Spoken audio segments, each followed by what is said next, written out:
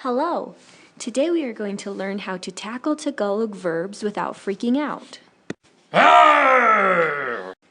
At first glance, verbs can seem a little intimidating. Tagalog has a rather complex verb system. In fact, there are several different types of verbs, and each type is dealt with differently. But don't be scared. It can be rather confusing at first, but once you pick up on the overarching pattern, it becomes very simple. And soon you'll find that verbs can be your friends. Remain calm. You can do it. Just follow these 4 easy steps. First, choose a verb root. Second, determine the verb type. Third, choose the tense. And fourth, conjugate the verb.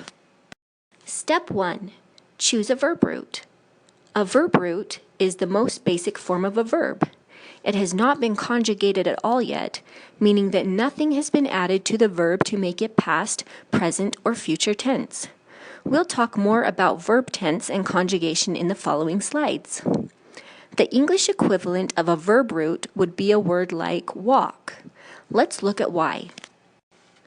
When we look at the different forms of this verb, to walk, walked, walking, and will walk, we see that the common element between them is the word walk.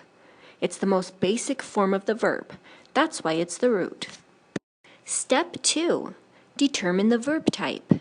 You'll learn more about verb types in future lessons, but the 4 most basic verb types are mug verbs, verbs, in verbs, and I verbs.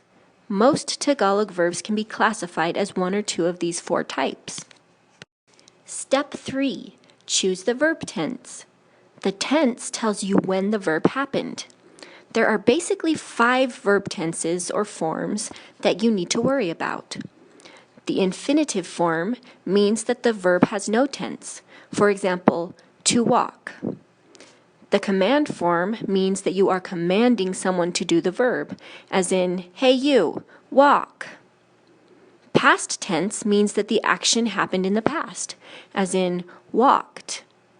Present tense means that the action is happening right now, as in, walking. Future tense means that the action will happen in the future, as in, will walk. The command form and the infinitive form are conjugated exactly the same way. It will be easy to tell which is which by the context of the sentence it is in. For the sake of simplicity, I will refer only to the infinitive form when we learn how to conjugate. Just remember that it can also be the command form. Step 4. Conjugate the verb.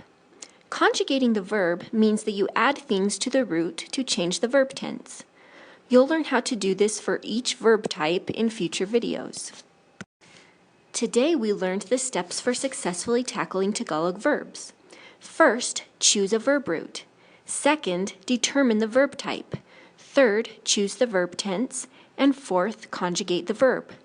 Now you are ready to take the next step and learn how to actually conjugate verbs in Tagalog, which we will delve into in the next few videos. So let's get started.